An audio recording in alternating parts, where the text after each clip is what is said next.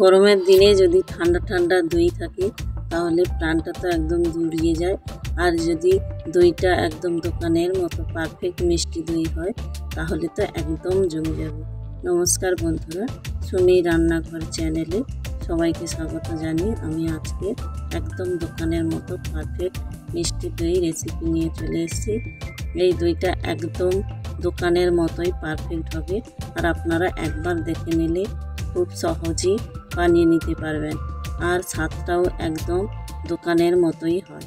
তো চলুন খুব সহজেই কিভাবে আপনারা বাড়িতে মিষ্টি দই রেসিপি বানিয়ে নিতে পারবেন তো দেখে নিন। একদম স্কিপ না করে কিন্তু রেসিপিটি দেখতে হবে। তো চলুন রেসিপিটি দেখে নেওয়া যাক। প্রথমে আমি 1 কাপ মতো টক দই ছাঁকুনিতে দিয়ে জলটা ঝরিয়ে নেব।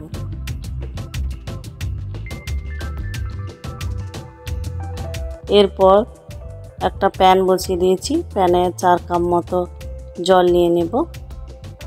জলটা উষ্ণ গরম করে নেব, যেন হাতটা ডুবিয়ে রাখতে পারি 5-10 সেকেন্ড, সেই রকম গরম করে নেব। জল গরম হয়ে গেলে দিয়ে দেব 1 কাপ গুঁড়ো দুধ। প্রথমে আমি 1 কাপ গুঁড়ো দুধ দেব, দিয়ে ভালো করে ফেটিয়ে নেব। এখানে আমি গুঁড়ো দুধ ব্যবহার করেছি, আপনারা চাইলে লিকুইড দুধও ব্যবহার করতে পারেন। ভালো করে ফেটানো হয়ে গেলে আবারও আমি 1 কাপ গুঁড়ো দুধ অ্যাড করে দেব, দিয়ে আবার আমি ভালো করে ফেটিয়ে নেব। এখানে ভালো করে ফেটাতে হবে, একদম দানা দানা ভাব যেন না থাকে। ভালো করে ফেটানো হয়ে গেলে এক সাইডে রেখে দেব। এরপর কড়াই বসিয়ে দিয়েছি, বসিয়ে 1 কাপ মতো চিনি নিয়েছি। চিনিটা ক্যারামেল করে নেব। চিনিটা ভালো করে চারিদিকে ছড়িয়ে দেব। এখানে গ্যাসের আঁচটা একদম মিডিয়াম টু হাইতে রেখে করব। চিনিটা ছড়িয়ে একদম কিন্তু আমি নাড়াচাড়া করব না। চিনি যখনই গলতে শুরু করবে তখনই কিন্তু আমি নাড়াচাড়া করব। এই যে দেখুন চিনিটা গলতে শুরু করেছে, তারপরেই আমি নাড়াচাড়া করছি।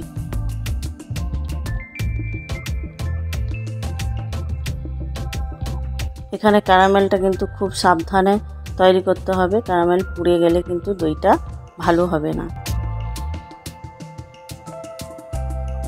চিনিটা পুরো গলে আসলে এরকম অনবরত নাড়াচাড়া করতে হবে। অনবরত নাড়াচাড়া করে বাদামি কালার এলে বুঝে নেবেন যে ক্যারামেলটা একদম রেডি হয়ে গেছে। চিনিটা গলে গেলে গ্যাসের আঁচটা কিন্তু একদম লোতে রেখে অনবরত নাড়াচাড়া করব। যে দেখুন মিষ্টি দইয়ের জন্য পারফেক্ট কিন্তু ক্যারামেল তৈরি হয়ে গেছে। কালারটা দেখুন একদম বাদামি রঙের চলে এসছে।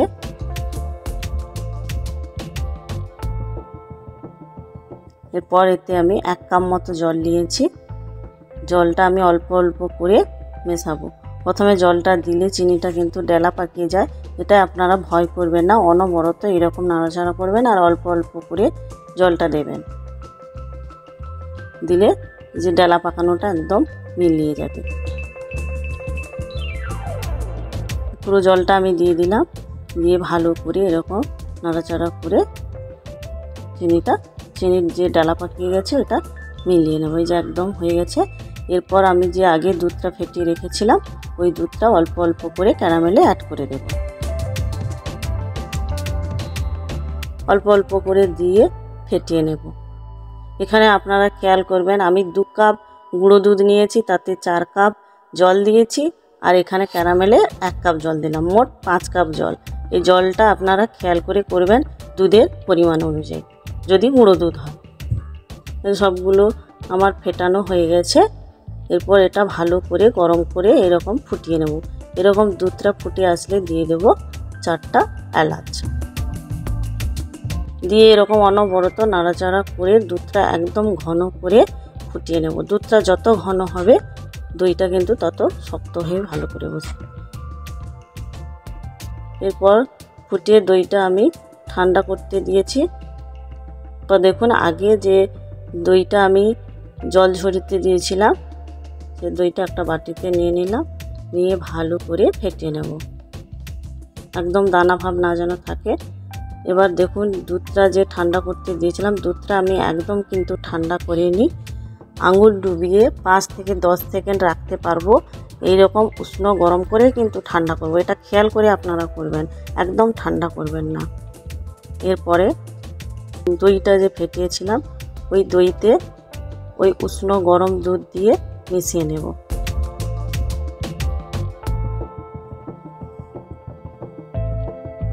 একদম দইটা কিন্তু আমি পুরো দুধে দেব না, দইতে অল্প অল্প করে দুধ দিয়ে ভালো করে দইটা ফেটিয়ে নেব।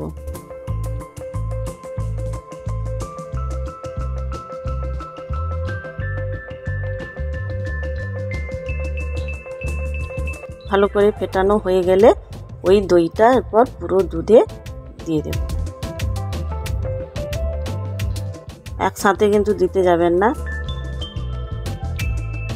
পুরো দুধে দিয়ে ভালো করে ফেটিয়ে নেব। এই যে দেখুন ভালো করে ফেটিয়ে নিয়েছি। এরপর একটা স্টিলের বাটি নিয়েছি, বাটিতে পুরো দুধটা ঢেলে নেব।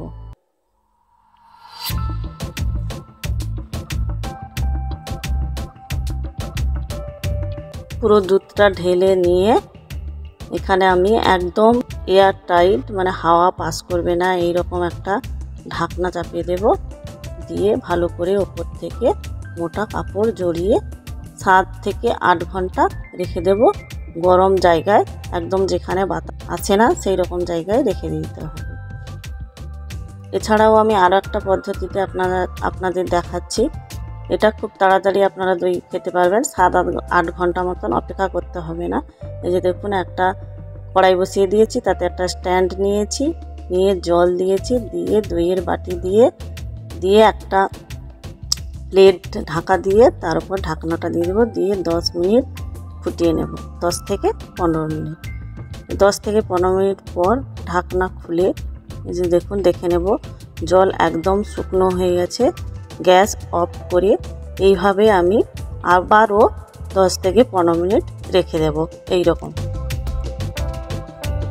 10 থেকে 15 মিনিট পর ঢাকা খুলে আমি দেখে নেব, দেখুন জল একদম শুকনো হয়ে গেছে, আর দইটা দেখুন একদম পারফেক্ট শক্ত হয়ে বসেছে, একদম দোকানের মতো দেখতেও হয়েছে। দেখুন কালারটা হয়েছে দোকানের মতো, আর স্বাদটাও সত্যি বলছি বন্ধুরা একদম দোকানের থেকেও মনে হয় ভালো হয়েছিল। যে দেখুন দই একদম নাড়াচাড়া করছে না, একদম শক্ত হয়ে বসে গেছে। এরপর আমি কেটে দেখাবো আপনাদের চামচ দিয়ে। এই যে দেখুন চামচ দিয়ে আমি কেটে দেখাচ্ছি কতটা শক্ত আর পারফেক্ট হয়েছে। একদম দেখুন একদম জলও কাটছে না, একদম দোকানের মতোই পারফেক্ট হয়েছে। তো কী ভাবছেন বন্ধুরা, আর দেরি না করে আপনারা বাড়িতেও এই একই রকমভাবে মিষ্টির দই বানিয়ে নিতে পারবেন, আর দোকান থেকে কেনার প্রয়োজন হবে না। যখন ইচ্ছে হবে আপনারা বাড়িতেই খুব সহজেই মিষ্টির দই রেসিপি বানিয়ে নিতে পারবেন। তো এখানে আরও একটা কথা বলে রাখি আপনাদের, এই একই রকম ভাবে আপনারা টক দইও তৈরি করতে পারবেন, শুধু চিনিটা বাদ দিয়ে। আর এখানে আমি স্টিলের বাটিতে প্লেটের ঢাকনা দিয়ে খুব সহজে তৈরি করার জন্য আমি দেখিয়েছিলাম। তো এখানে আপনারা ফয়েল পেপার দিয়ে ঢাকনাটাও দিতে পারেন। তো আমার এই রেসিপিটি কেমন লাগলো অবশ্যই কমেন্ট করে জানাবেন, আর যদি ভালো লেগে থাকে তাহলে একটা লাইক করে দেবেন। দেখা হবে আবারও অন্য কোনো রেসিপিতে, ততদিনে ভালো থাকবেন, সুস্থ থাকবেন। নমস্কার।